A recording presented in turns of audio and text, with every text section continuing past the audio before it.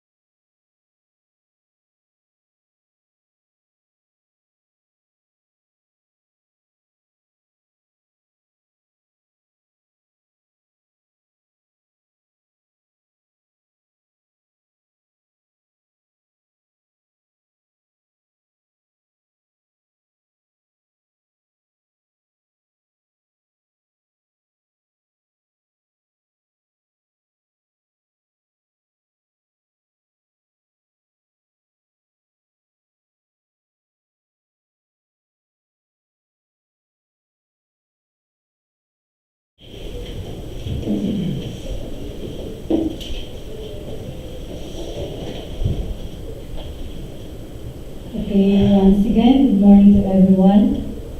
Attendance present for today's private conference are Engineer Roderick R. Bacena, Chief Planning and Design Section, BAC Chairperson. Present. Engineer Muslimin S. Pamikirin, Chief Quality Assurance Section, BAC Vice Chairperson. Engineer Evelyn L. Dingali, Chief Maintenance Section, Provisional Member for all types of procurement. And yours truly, Head BAC Secretariat, Engineer Gerson P. Insular, Head BAC PWG, Engineer Joylyn P. Celeste, Member BAC PWG, Engineer Gunmark G. Lumbab, Member BAC PWG, Engineer Russell John S. Olio, Member BAC PWG, Engineer V.F. Avance, Member BAC Secretariat, Ma'am Josephine T. Banay, Member BAC Secretariat. Attendance is in quorum, therefore, private conference will proceed.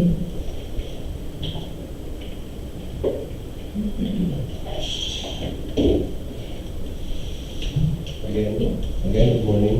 I am Engineer Roderick R. Bacena, Chairperson of the Bids and Awards Committee of DPWH Cotabato First DEO. And I would like to formally welcome all attendees to our private conference for the contract 25 ND 0728, the repair, rehabilitation of classrooms, Quezon Elementary School, Misaya, Cotabato.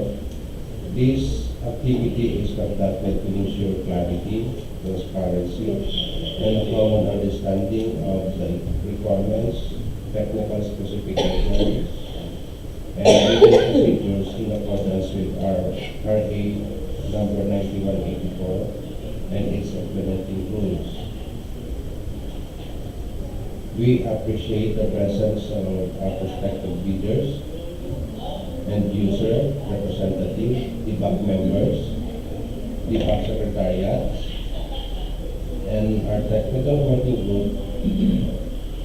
Your participation is vital in promoting a fair and competitive procurement process. During today's conference, we will discuss the key component of the bidding documents, entertain questions or requests for clarification, and address any concern that will help bidders prepare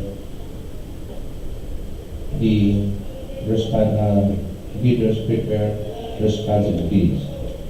Please be reminded that only matters formally raised and officially recorded today will be considered in the bid documents through the bid quality. With that, let us proceed with our agenda. Thank you and look forward to a productive discussion. May I request the bucket for the additional instructions and additional requirements for this breaking conference.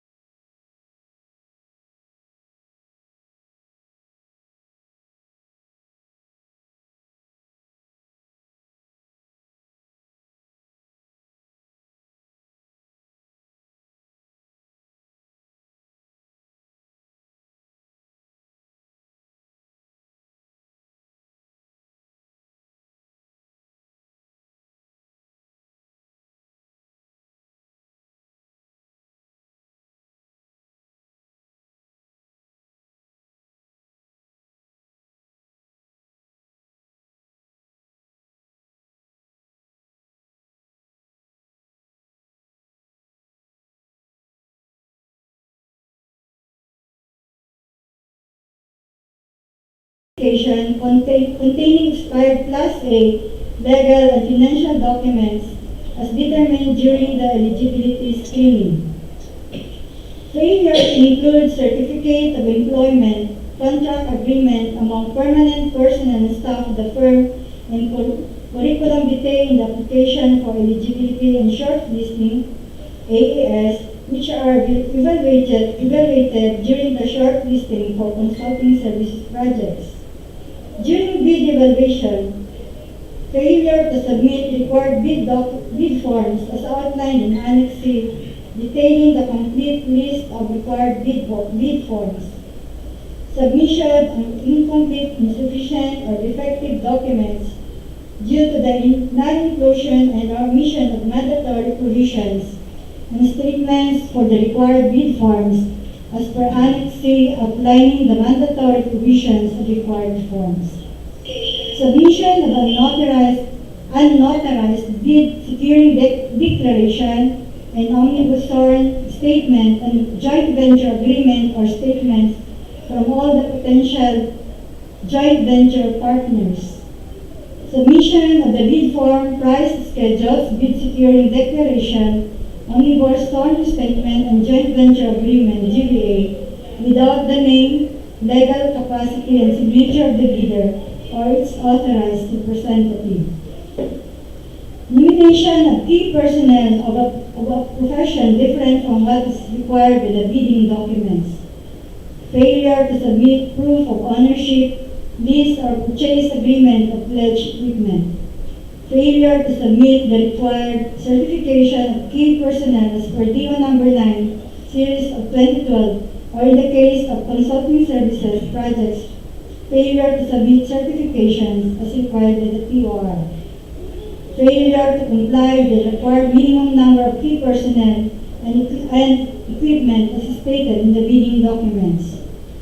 During post-qualification evaluation, participation in bidding for consulting services or goods and services contracts by a bidder whose business type category as indicated on the mayor's permit does not match or unrelated to the contract being bid for as determined during the post-qualification process. Participation in bidding for infrastructure projects by a bidder whose allowable range of contract cost, ARCC, as indicated in the pickup license, does not match with the specific requirements of the infrastructure project being bid for in terms of category classifications and size ranges. The three-strike policy stipulates that if a bidder commits three similar offenses categorized as all other acts that tend to defeat the purpose of competitive bidding, within 1 year period, he will be suspended from participating in procurement activities. If a bidder accumulates three strikes of the same or similar offenses, the procurement service, PRS, drops a department order proposing a suspension and subsequent blacklisting, which becomes effective upon the Secretary's approval. In severe instances where a bidder accrues more than 2 sets of 3 strikes within a year, an escalated penalty may be imposed, potentially resulting in 2-year blacklisting. Submission of 3-strike report after determination of lowest calculated bid by the BAC PWG, subject for deliberation of the BAC members, and also after qualification conducted by TWG, again for deliberation with the BAC members prior to issuance of resolution of award for the approval of the whole. Envelopes are composed of 2 sub-envelopes, 1 original documents and copy 1. Original is composed of 2 self-envelopes, the technical and financial documents. Copy 1 of the same procedure. Certificate of field registration, particularly in city works, should be a platinum membership and should not be expired unless otherwise it will result to disqualification. List of eligibility documents composed of DTI certificate, mayor's permit, tax clearance, audited financial statement, and pickup should be updated, validated in the Annex A of your FieldJet certificate. In the case of the mayor's permit, especially during early procurement activity or end of the year, receipt for the renewal of the said permit is allowed as proof of renewal, but for other mentioned documents, it is a ground for disqualification once lacking or expired. The said proof of renewal should also be submitted in the CWA for updating. Failure to do so would result to disqualification as per latest guidelines.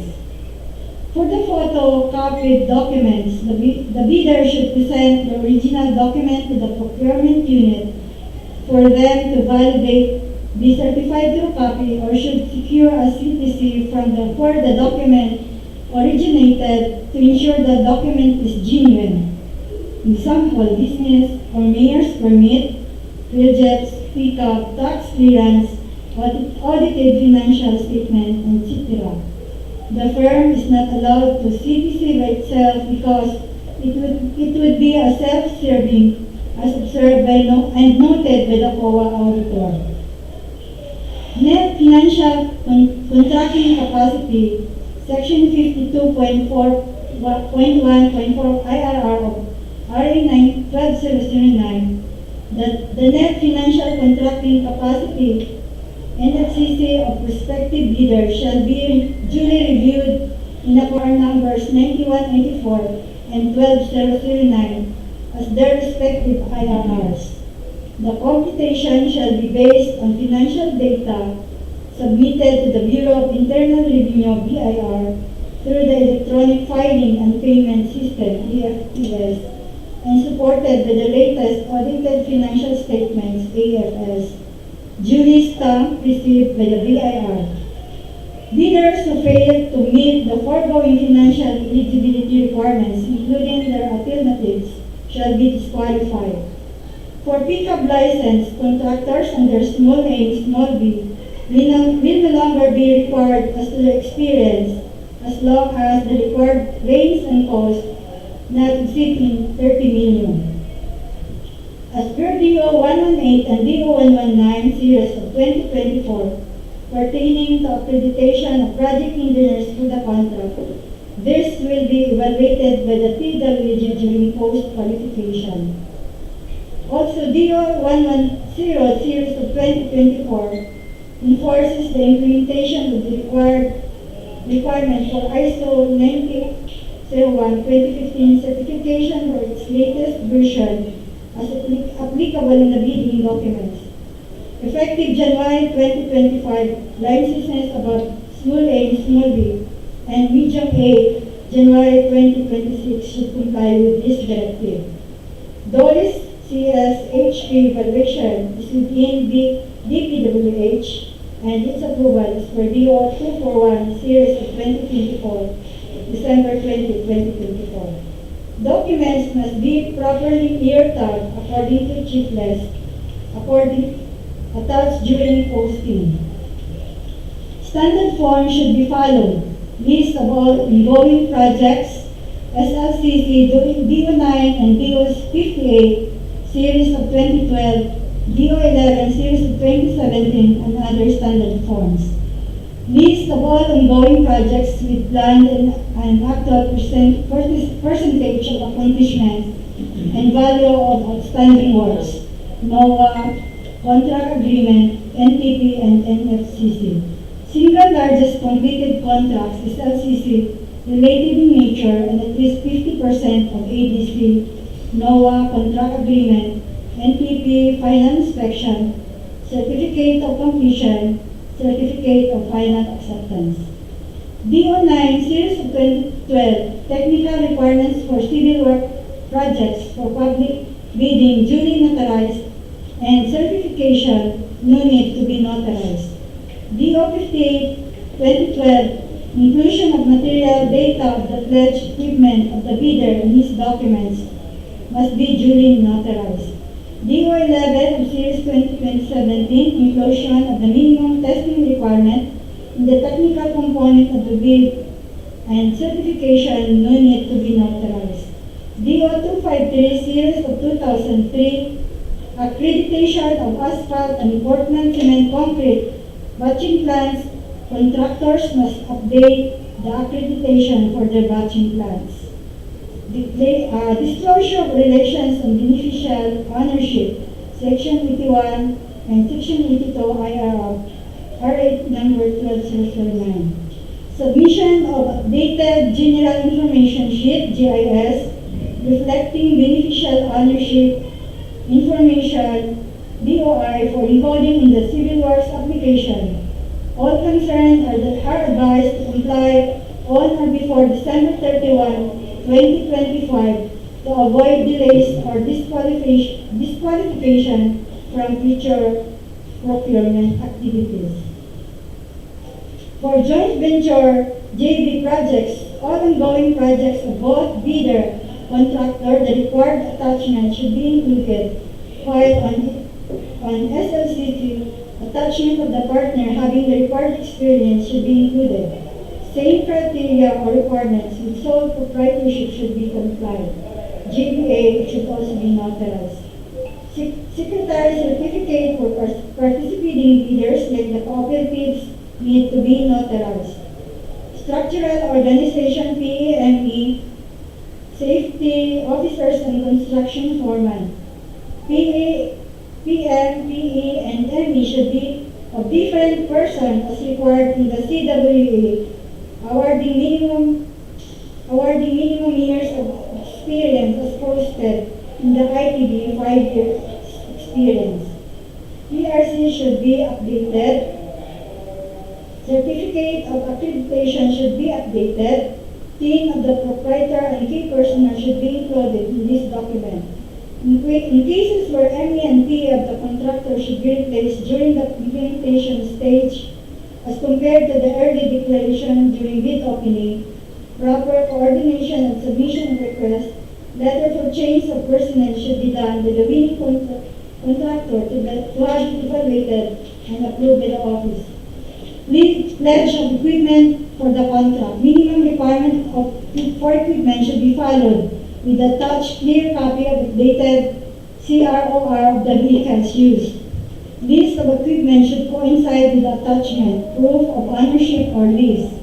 This contract should also comply with the required attachment CROR of the vehicle clear in copy.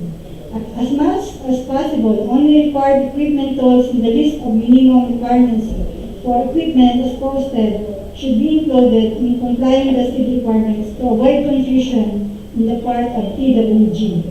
In the financial document, BOQ as posted should be followed. Item number, description, and quantity. Notices will be sent through email and courier if there will notice of ineligibility immediately, since we are required with the COA to submit the contract documents with a prescribed time. Post-qualification requirements should be submitted within 5 calendar days after issuance of notice of lowest calculated bid. Lower requirements to be submitted within 10 days as required. Bid bulletin will be issued in some instances where there were clarifications and changes in the schedule of bid opening, and a supplemental bulletin will be issued for any amendments on posted ITB, particularly on some changes in the items of work, description and quantity or inclusion of items of work as compared with the previously posting for bid. Supplemental bulletin will be posted 7 calendar days prior to bid opening. So please visit PhilGIP's and DPWH websites for your reference. Encouraging the participating bidders to please visit the website where we posted our bidding documents, particularly in the PhilGIP's and DPWH websites, for you to check possible changes in the item, description, or quantity, even for possible change of scheduled procurement activity. Sand and gravel tax clearance should be collected in the final payment as per its requirement. That's all. Thank you. Thank you, Claire. Thank you very much, Ma'am Anna. So we now proceed for the declaring of the details of this project. Ma'am, please. Thank you po, sir. So, the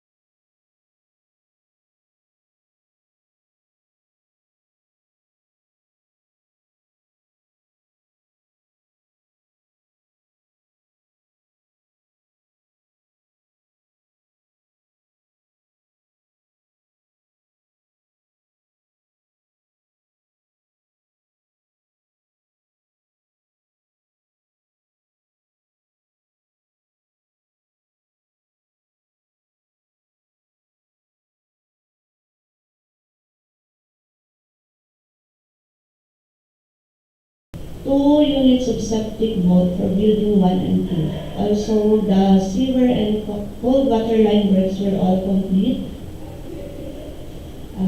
Next is for the electrical. So we have the conduits, boxes, fittings, wires and wiring devices, the panel board with main and branch breaker, the lighting fixtures and lamps, and the grounding system. So for the 4 buildings, so it's a complete rehabilitation of the electrical works. So lahat po yan is bago. So for the mechanical, we have the ventilating equipment. So this includes the exhaust fan and the wall fan. And then we have the fire alarm system. So all of the 4 buildings is also, and bago din po yung mga ventilating equipments natin. So, yun. So if there are questions with the plan and the program of work, so feel free to contact us at Planning and Design section. Thank you.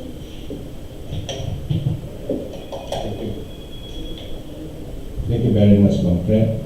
So the opening of this project will be this coming December 17 at 10 a.m. So that's all. Thank you very much and good morning.